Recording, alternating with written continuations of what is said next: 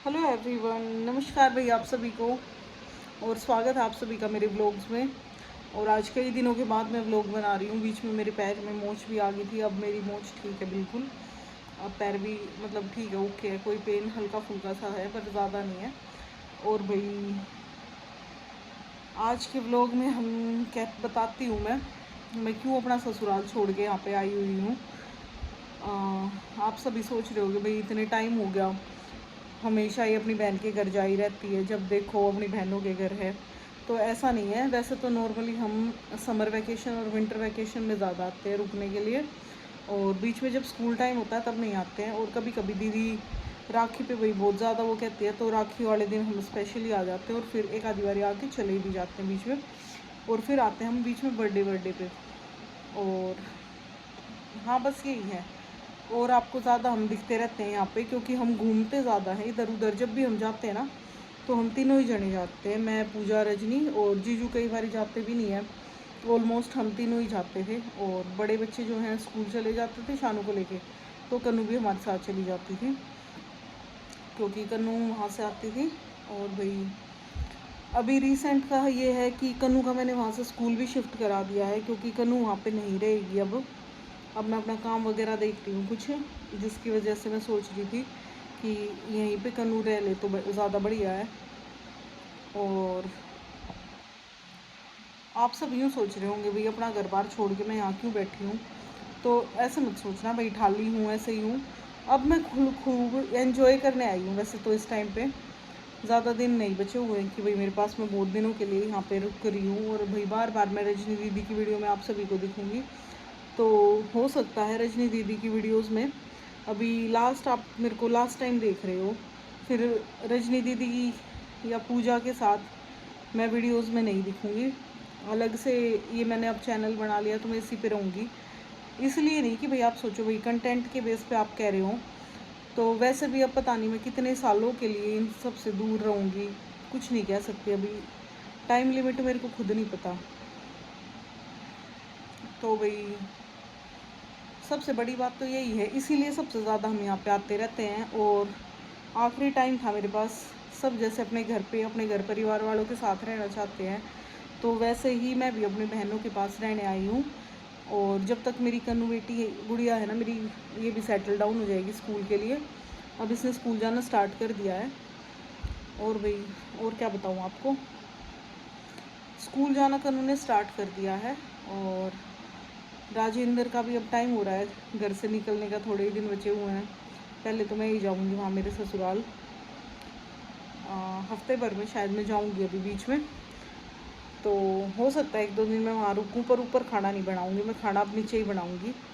मतलब मेरी देवरानी बनाया करेगी इतने, मैं ऊपर वैसे रुकूंगी एक आधा दिन अगर रुकी तो। पर इतना मेरा वहाँ कुछ अब खास नहीं है, बस आपको थोड़ा व्लॉगिंग करके बताऊंगी। लास्ट टाइम कुछ हो के सवाल मेरे पीलिए से रिलेटेड थे कि भाई जैसे रजनी दीदी का हमने पीलिया दिया, आपका पीलिया नहीं आया। तो मैंने पहले भी बताया था भाई मेरी सास ने पीलिया लेने से मना कर दिया था क्योंकि उनका खर्चा हो जाता, उनको पीलिए में आने वालों को कपड़े देने पड़ते, खाना वगैरह बनता, उस बेस पे है ना उन्होंने साफ मना कर दिया। और ऊपर से यूँ बोली तू तो अपने ही पैसे लगाएगी दिखावा दिखाने के लिए, तू तो रहने दे। ऐसे सिचुएशन मतलब ऐसे बोली, जो चीज़ हमें नहीं पसंद है। हम बहनें आपस में कुछ भी ले ले दे ले, वो हमारा पर्सनल होता है। तो उस चीज़ में, और अब मैं फ़िलहाल जब अपने वहाँ से ससुराल से आई हूँ, कई लोग ऐसे भी कहते हैं भाई सारा सामान उठा के ले आई। अभी तो मैं सामान लाई ही नहीं हूँ, अभी तो थोड़े से कन्नू के कपड़े लाई हूँ और उसकी थोड़ी यूनिफॉर्म वगैरह, मतलब यूनिफॉर्म नहीं, उसकी बुक्स वगैरह कह लो, थोड़ा बहुत उसका अभी ज़रूरत का सामान जो लेके आई हूँ वो लेके आई हूँ। और कुछ मैं अपने कपड़े लेके आई हूँ भाई, खुद भी कहीं जाते हैं पहनने के कपड़े चाहिए होते हैं। और मैं 10-15 दिन यहाँ रुकने आई हूँ, तो उस हिसाब से मुझे वो कपड़े भी चाहिए हैं। और आप सब यूँ मत सोचना कि भाई मैं यहाँ रजनी दीदी का घर ख़राब करने आई हूँ कि उनके घर रुकने आई हूँ। अगर हमारा फॉर फ्यूचर कोई काम होता भी है ना, तो हम एक ऐसा घर बनाएंगे, या तो हमारे अलग अलग पोर्शन होंगे या फिर अलग अलग उसमें सेपरेट हाउसेस होंगे। ऐसा नहीं है कि भाई एक ही उसमें हम एक एक अलग अलग कमरा लेके बैठे हैं और आगे लेना पड़ गया तो उसमें कोई बड़ी बात भी नहीं है। इतनी जल्दी हम इकट्ठे भी नहीं रहने वाले।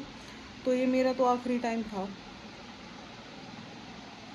कि मैं इन सब के साथ अपना टाइम एंजॉय कर रही हूँ। मुझे बहुत अच्छा लग रहा है इस बारी। और कनू अब स्कूल जाती है यहाँ से ही। कई लोगों को भाई बहुत सारे यूट्यूब पे ना रजनी दीदी के जाके कमेंट करके आते हैं कि भाई अच्छा मतलब अच्छा नहीं लगता, आप अलग से रहो, आप रजनी दीदी के पास रहना चाहते हो तो आप या तो अपना अलग घर लो, अपना ससुराल मत छोड़ो। तो भाई जो चीज़ भी है, मैं अपने करियर में आगे बढ़ने के लिए कुछ काम कर रही हूँ। ये चीज़ नहीं है कि भाई मेरे को अपना किसी की ज़िंदगी ख़राब करनी है। और ज़िंदगी ख़राब भाई हमारे भगवान ने पहले ही बहुत कर रखे हैं। हमारे तो खुद की फैमिली का हमने बहुत घाटा देखा हुआ है। तो हम आगे अपने घर के जो मेन सदस्य हैं हम उनको खोना नहीं चाहते किसी भी रीज़न से। चाहे मेरे हस्बैंड भी हैं, चाहे मेरे साथ कितना भी लड़ते हों, मैं उनके साथ भी कोऑपरेट करती हूँ। क्योंकि भाई मुझे इस चीज़ की वैल्यू पता है भाई, बिना माँ बाप के परिवार नहीं होता। और हस्बैंड वाइफ के आपस में ना बॉन्डिंग हो तो बच्चे का है ना ज़िंदगी ख़राब हो जाती है। तो ये चीज़ भी मुझे बहुत अच्छे से पता है। और सबसे बड़ी बात रजनी दीदी की बताती हूँ मैं आपको।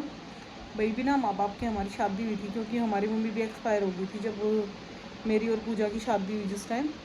तो उस टाइम पर क्या हुआ, शादी हो गई, शादी से पहले हमारी रजनी दीदी से लड़ाई हो रखी थी। और बाद में भी भाई जैसे बोलचाल भी हुई तो रजनी दीदी ने एक चीज़ कह दी थी, मेरे घर कभी लड़के मत आइयो, अपने घर से कोई भी बात हो जाए अपने घर में सुलझाओ।